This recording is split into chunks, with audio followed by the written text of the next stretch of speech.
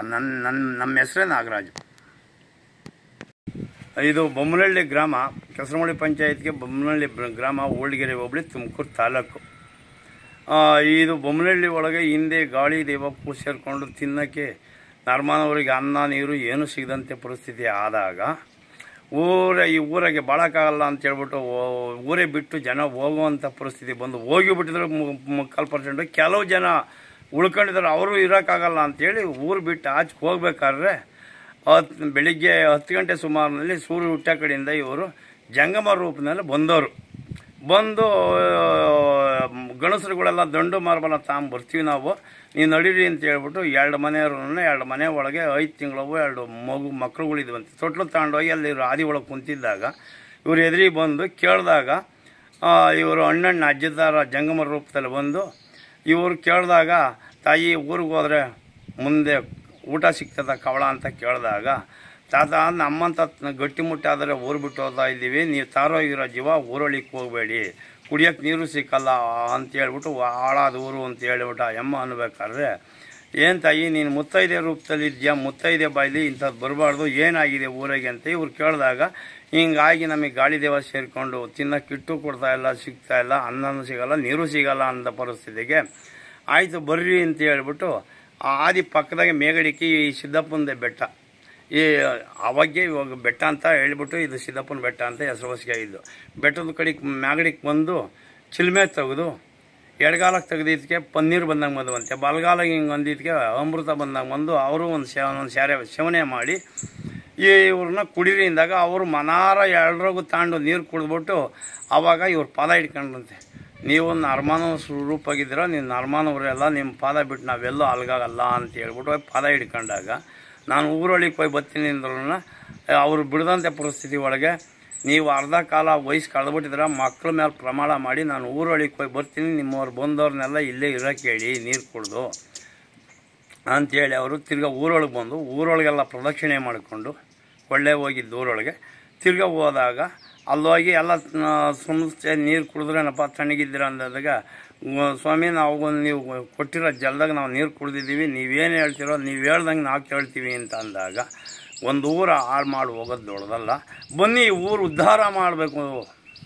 ಅಂತ ಹೇಳ್ಬಿಟ್ಟು ತಿರ್ಗಾ ಪುನಃ ಊರಿಗೆ ಕರ್ಕೊಂಬಂದು, ಇವಾಗ ನೀವು ಊಟ ಇಲ್ದಲೆ ಸುಸ್ತಾಗಿಬಿಟ್ಟಿದ್ದೀರ, ಒಂದು ಕುಟುಂಬದೊಳಗೆ ಗೋವಿನ ಗಂಜಿ ಹಾಕಿ ಮನೆಗೆ ಅಚ್ಚುಕಟ್ಟಾಗಿ ಮುತ್ತೈದೆ ರೂಪದಲ್ಲಿ ಕೈಕಾಲು ಮುಖ ತೊಳೆದ್ಬಿಟ್ಟು ಫಲಾರ ಮಾಡಿರಿ, ಊಟ ಮಾಡೋಣ ಈಗ ಅಂತ ಅಂದಾಗ, ಆವಾಗ ಫಲಾರ ಮಾಡಿರಂತೆ. ಫಲಾರ ಮಾಡ್ತಿದ್ದಂಗೆ ಆವಾಗ ಮಾಡ್ತಿದ್ದಂಗೆ ಊಟ ಮಾಡಿಬಿಡ್ಬೇಕು ಅಂದಿದ್ದಕ್ಕೆ, ಇಲ್ಲ ನೀವು ಏನು ಪದ್ಧತಿ ಮಾಡಬೇಕು ಮಾಡಿ ಅಂದು ಆವಾಗ ಮಾತಾಡ್ಕೊಂಡು ಕುಂತಿದ್ದಂಗೆ ಯಾರೋ ಒಬ್ಬನಿಗೆ ನಾನು ಅಗ್ರದೆಲೆ ಮೇಲೆ ಊಟ ಮಾಡಿ ಅನ್ನ ತಿಂದು ಜಾಸ್ತಿ ಇದಾಗೈತೆ, ಅಗ್ರದೆಲೆ ತತ್ತಿ ಅಂದಿದ್ದಕ್ಕೆ ಆವಾಗ ಎಲ್ಲರಿಗೂ ಅಗ್ರದೆಲೆ ಯಪ್ಪ ಹೋಯ್ತಾಂಬಂದು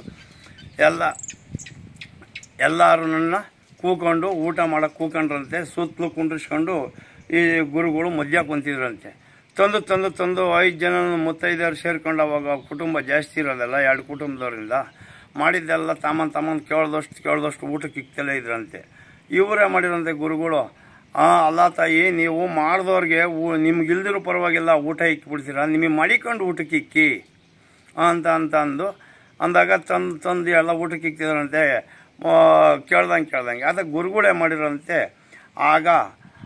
ನಿಮಗೆ ಮಡಿಕೊಂಡಿದ್ರೆ ಹೆಂಗೆ ನೋಡ್ಕೊಂಬಂದು ಊಟಕ್ಕೆ ಇಕ್ಕಿ, ನಿಮಗೆ ಮಡಿಕೊಂಡಿದ್ದೀರ ನೋಡೋಗ್ರಮ್ಮ ಅಂತಂದಾಗ, ಇವ್ರು ಏನು ಮಾಡಿದ್ರು ಫಲಾರಗಳನ್ನ ಅದೆಲ್ಲ ತುಂಬಿದ್ದು ಹಂಗೇ ಇತ್ತಂತೆ, ತುಂಬ ಸಾಂಬಾರಿನಿಂದಲೂ. ಅವಾಗ ಸ್ವಾಮಿ ನಾವು ಮಾಡಿರೋ ಫಲಾರೆಲ್ಲ ಅಲ್ಲೇ ಇದೆ, ನಾವು ಹೆಂಗೆ ಮಾಡಿಕ್ಕಿದ್ವಿ ಹಂಗೇನೆ, ಇಷ್ಟೊಂದು ಜನ ಎಲ್ಲ ಫಲಾರ ಸೇವನೆ ಮಾಡಿದ್ದೇನು ಅಂದಿದ್ದಕ್ಕೆ, ನಮ್ಮದು ನಾವು ಸೇವೆ ಮಾಡಿದ್ದೀವಿ, ಭಗವಂತನದಲ್ಲ ಐತಿ ಅಲ್ಲೇ ಇರಲಿ ಅಂತ ಅಂದು ಆ ರೀತಿ ಮಾಡಿ ಅವತ್ತಿನ ದಿನ ಆ 2 ಮನೆಗೂ ನನ್ನ ಪಾದ ಇಕ್ಕವರು ಅವರಿಗೆ ದೀಕ್ಷೆ ಕೊಟ್ಟಂಗೆ ಕೊಟ್ಟು, ನಾನು ಸಂಸಾರಿಗಳ ಜೊತೆ ಇರೋಕ್ಕೆ ನಾವು ಜಂಗಮರು, ನಾವು ಸಂಸಾರಿಗಳ ಜೊತೆ ನಮಗೆ ಜಪ ತಪ ಆಗಬೇಕು, ನೀವು ಸಂಸಾರಿಗಳ ಜೊತೆ ನಾವು ಇರೋಕ್ಕಾಗಲ್ಲ, ಒಂದು ಬೆಟ್ಟದಲ್ಲಿ ಗುಹೆ ಒಳಗೆ ನಾನು ಇರ್ತ್ಕೊಂಡು ನೀವು ಸೋಮವಾರ ದಿವಸ ನಾನು ಕ್ವಾರಂಟೈನ್ಗೆ ಭಿಕ್ಷೆಗೆ ಬರ್ತೀನಿ, ಭಿಕ್ಷೆಗೆ ಬಂದಾಗ ನೀವು ಬಾಗಿಲು ನೀರು ಹಾಕಿ ನೆಲ ಮನೆ ಸಾರಿಸಿ ಅಚ್ಚುಕಟ್ಟೆ ಮುತ್ತೈದೆ ಕೈಲಿ ನನಗೊಂದು ಸ್ಯಾರೆ ಜೋಳಿಗೆಗೆ ಭಿಕ್ಷೆ ನೀಡಿ, ಆ ಭಿಕ್ಷೆನ ನಮ್ಮ ಫಲಾರ ಸೇವನೆ ಮಾಡಿಕೊಂಡು ಇದ್ದು ಊರನ್ನ ನಾನು ಉದ್ಧಾರ ಮಾಡ್ತೀನಿ ಅಂತ ಹೇಳ್ಬಿಟ್ಟು ಬಂದು ನೆಲೆ ನಿಂತ್ಕೊಂಡ್ರಂತೆ. ಬಂದು ಬೆಟ್ಟದಾಗ ಗುಹೆಗೆ ಇದ್ಕೊಂಡು ಸೋಮವಾರ ಹೊತ್ತೊಟ್ಟುವಕ್ಕೆ ಊರೊಳಗೆ ಉಪಾದಾನಕ್ಕೆ ಹೋಗೋರಂತೆ ಜಂಗಮರ ರೂಪದಲ್ಲಿ. ಹೋದಾಗ ಹಂಗೆ ಕೆಲವಾರು ವರ್ಷ ನಡ್ಕೊಂಡು ಹೋಗಿ ಊರು ಅಭಿವೃದ್ಧಿ ಬಂದು ದೊಡ್ಡದಾಯ್ತಂತೆ. ಆಮೇಲೆ ಆತಿದ್ದಂಗೆ ಈ ಭಗವಂತನ ಪರೀಕ್ಷೆ ಮಾಡೋಕ್ಕೆ ಏನೋ ಸೃಷ್ಟಿ ಮಾಡ್ದೆ ಏನೋ ಯಾರೋ ಅದ್ರೊಳಗೆ ಬಂದಿದ್ದು ಸೊಸೆ ಇವ್ರು ಹೋದ್ರು ಯಾರೇ ಬೆಳಿಗ್ಗೆ ಹೊತ್ತು 8 ಗಂಟೆ ಆ ಸಮಯದಾಗೆ ಹೋಗ್ಬೇಕಾದ್ರೆ ನಡುವರೊಳಗೆ ಇನ್ನೂ ಬಾಕಲು ತೆಗೆದಿರಲ್ವಂತೆ. ನಿನಗೇನು ಕಾಣಬೇಕು ತಾತ, ಕೂಟಲ್ಲ ಬೀಸಲ್ಲ ತಾಂಡೋಗ್ಬಿಟ್ಟು ಹೇಳ್ಕೊಂಡು ಹೊಚ್ಕಟ್ಟೆ ಬಟ್ಟೆ ಮಾಡ್ಕೊಂಡು ಉಣ್ತೀನಿ, ನಮ್ಮ ಕಷ್ಟ ನಮಗೆ ಗೊತ್ತಿದೆ ಅಂತ ಹೇಳ್ಬಿಟ್ಟು ಮಖ ತೊಳೆದಲ್ಲೇ ಆಳು ಮಾರೆ ಒಳಗೆ ಆ ಯಮ್ಮ ತಲೆನೂ ಮಂಡೆನೂ ಕೊದರ್ಕೊಂಡು ಬಂದಿದ್ದಕ್ಕೆ ಆಯಿತು ನೀನು ಭಿಕ್ಷೆ ತಾಳ್ಬೇಕು ಅಂದ್ರೆ ಬಾಕ್ಲಿ ನೀರು ಹಾಕಿಲ್ಲ, ಒಂದು ಗಜ ಮುಂದಕ್ಕೆ ಬಾ ಅಂತ ಹೇಳ್ಬಿಟ್ಟು ಈಚೆಗೆ ಕರೆದವರು ನಿನ್ನ ಭಿಕ್ಷೆ ನನಗಿರಲಿ, ನಾನು ಬಂದು ಇಷ್ಟೆಲ್ಲ ಮಾಡಿದ್ದಕ್ಕೆ ಎಂತ ಸಾರ್ಥ ಬಂತು ಅಳವ, ನಿನ್ನ ಭಿಕ್ಷೆ ನನಗೇನು ಬೇಡ, ನಿನ್ನ ಪ್ರೀತಿ ನನಗೇನು ಬೇಡ, ನಾನು ಒಬ್ಬನೇ ನಿನಗೆ ಶಿಕ್ಷೆ ಕೊಟ್ಟರು ಅದು ತರವಲ್ಲ, ನಾನು ದೇವಲೋಕದಿಂದ ಇಲ್ಲಿ ಬಂದಿದ್ದಕ್ಕೆ ನನ್ನ ದೇವಲೋಕದಲ್ಲಿ ಇನ್ನೂ 330 ಜನ ನನ್ನಂಥವ್ರು ಅವ್ರೆ, ಅಲ್ಲಿಗೆ ನಾನು ಕಳಿಸ್ಕೊಡ್ತೀನಿ, ನಾನು ಇಲ್ಲಿ ಬಂದು ಭೂಲೋಕಕ್ಕೆ ಬಂದಿರೋದಕ್ಕೆ ಗುರುತಿಗೆ, ನೀನು ರಾಕ್ಷಸ ಕುಲದಾಗ ಹುಟ್ಟಿದ್ಯಾ, ನಾನೇನು ಮಾಡೋಕ್ಕಾಗಲ್ಲ, ಅವರೇ ನಿನ್ನ ಏನು ಬೇಕೋ ಮಾಡಿ ನಿನಗೆ ದೀಕ್ಷೆ ಕೊಡ್ತಾರೆ, ತಥಾಸ್ತು ಅಂತ ಆ ಯಮ್ಮಗೆ ಶಾಪ ಕೊಡೋದು ಯಾರೋ ಕಾಲು ಹಿಡ್ಕೊಂಡ್ರು ಬಿಡದಲ್ಲಿ ಕೊಟ್ಬಿಟ್ಟು ಆವಾಗ ಅವನು ಆ ಯಮ್ಮನ ದೇವಲೋಕಕ್ಕೆ ಕಳಿಸಿಬಿಟ್ಟು ಆವಾಗ ಮಾಡಿದ್ರು. ಇವತ್ತು ಇಷ್ಟ ಆಗಿದೆ, ನಾಳೆ ಇನ್ನೊಂದು ಆಗುತ್ತೆ, ಇವೆಲ್ಲ ಬೇಕಿಲ್ಲ, ನಾನಿನ್ನು ಬೆಟ್ಟದಲ್ಲಿ ಒಂದು ಗುಂಡಿನಲ್ಲಿ ಪಾದ ಊರಿ ನೆಲ್ಕೊಂಡು ಬಿಡ್ತೀನಿ, ಸೋಮವಾರ ಇಡೀ ಗ್ರಾಮದವರು ಸೋಮವಾರ ನಾನು ಈ ನೆಲ ಮನೆ ಸಾರಿಸಿ ಗೋಮಾತೆ ಮೇಲೆ ಒಂದು ಅಣತೆ ಇಕ್ಕಿ ದೀಪ ಹಚ್ಚಿ ನನ್ನ ಹೆಸರು ಹೇಳಿ ಊದ್ಗಡ್ಡಿನ ಹಚ್ಚಿ ನನ್ನ ಹೆಸರು ಹೇಳಿ ಬೆಳಗ್ತಿರಲ್ಲ,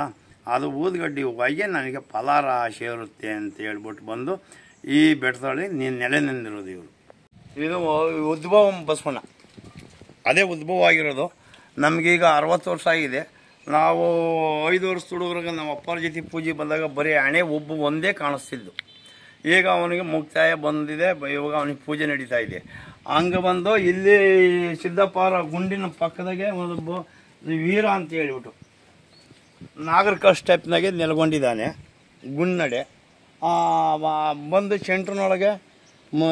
ವಿಘ್ನೇಶ್ವರ ಮೂಲದ ಗಣಪತಿ ದೇವಸ್ಥಾನ. ಆ ಗಣಪತಿ ಬಲಭಾಗಕ್ಕೆ ಈ ಸಿದ್ದಪ್ಪನ ಮನಸ್ಥಾನದ ಮಗಳಾದ ಹೆಣ್ಣುಮಗಳು ದೇವತೆ ರೂಪ ತಗೊಂಡು ಅವಳು ದೇವತೆಯಾಗಿದ್ದಾಳೆ. ಸುಣ್ಕಲ್ಗೂಡ ಸುಟ್ಟು ಕೆಂಡವಾಗಿ ಗುರುಸಿದ್ದಮ್ಮ ಅಂತ ಹೇಳ್ಬಿಟ್ಟು ನಾವು ಪೂಜೆಗಿಂತ ಹಿಂಗೆ ಸೋಮವಾರ ಬರಬೇಕಾದ್ರೆ ಮೆಟ್ಲತ್ತಿ ಕೊನೆಗೆ ಮೆಟ್ಲತ್ತಿ ದೇವಸ್ಥಾನಕ್ಕೆ 90 ಮೆಟ್ಲಿದ್ದಾಗ ಭಗವಂತ ಸರ್ಪ ರೂಪದಲ್ಲಿ ಬಂದು ಮಲಗಿದ್ದ. ಆ ಮಲಗಿರ್ಬೇಕಾದ್ರೆ ಯಾಕಪ್ಪ ಹಿಂಗೆ ಎಂದೂ ಇಲ್ದವನು ಹಿಂಗೆ ಬಂದಿದ್ಯಾ ಅಂದಾಗ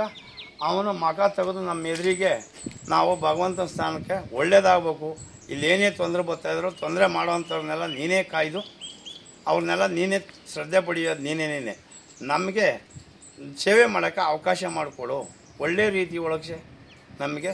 ಸೇವೆ ಮಾಡ್ಕೊಳ್ಳೋಕ್ಕೆ ನಮ್ಗೆ ಆರೋಗ್ಯ ಭಾಗ್ಯ ಕೊಟ್ಟು ಸೇವೆ ಮಾಡಿಸ್ಕೊ, ಇಲ್ಲಿ ಕೆಟ್ಟದ್ದು ಮಾಡೋರನ್ನ ಮಾತ್ರವಾಗಿ ನೀನು ದೂರ ಶ್ರದ್ಧೆ ಬಡಿಬೇಕು ಅವ್ರನ್ನ ಅಂತೇಳಿ ಅಂದಾಗ ಅವನು ನಮ್ಮನ್ನು ಕೊಂಡುಬಿಟ್ಟು ಆಲಗಿಸ್ಕೊಂಡು ನೋಡಿ 5 ನಿಮಿಷ, ಆಮ್ಯಾಗ 3 ಸರಿ ನಮಗೆ ಆಶೀರ್ವಾದ ಕೊಟ್ಟು ಸೈಡಾಗಿ ಜಾಗಕ್ಕೆ ಬಿಟ್ಟವನು.